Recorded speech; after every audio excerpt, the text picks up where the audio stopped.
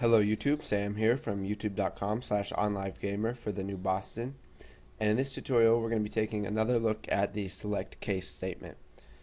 So this time, instead of using an integer, we're going to use a string. So we're going to start off by creating a string. So dim my string as string. Set that equal to nothing. And now what we're going to do is we're going to get my string from the user. So we're just going to ask them to enter a string, and then my string is going to be equal to console.readLine. And now what we're going to do is we're going to start our select case statement. So select case my string, and we're going to do a case hello, and we'll just do console.WriteLine goodbye, and we'll do two more cases. We'll do case goodbye, and then console.WriteLine hello.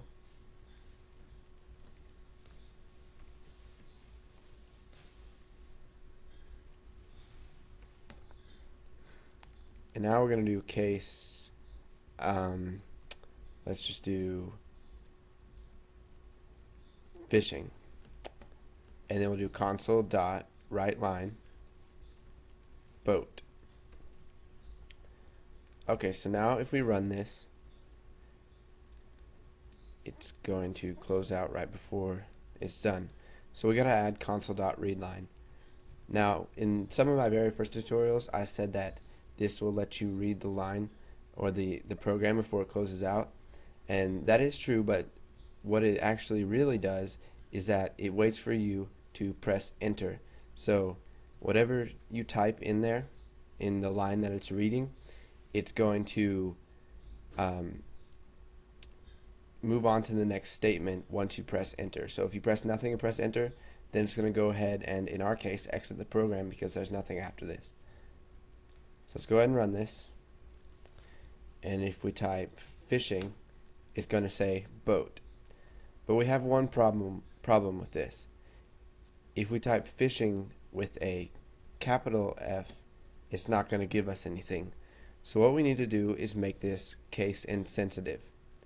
So to do this, we're just going to type my string dot to lower, and we need to make sure that all of our strings inside of our cases are lowercase, and you can see that they are. We have hello, goodbye, and fishing, and they're all lowercase. So now if we run this, we can type fishing in any way we want, and it's going to give us boat back. Now, one other thing we need to cover is what happens if they type in something that's not in our select case statement, such as dog. It's not going to return anything. So to deal with this, we're going to use what's called case else. And this is very similar to the else in the if-else statement. It's going to cover anything that you don't have in your cases. So if my string.toLower is equal to anything other than hello, goodbye, or fishing, then it's going to go ahead and we'll have it write console.WriteLine I don't know what you're talking about.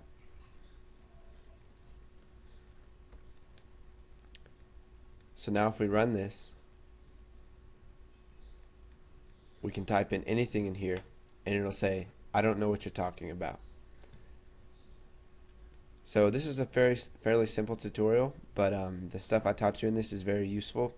And go ahead and practice some select case statements. Once you have that nailed down, go ahead and move on to the next tutorial. And thanks for watching.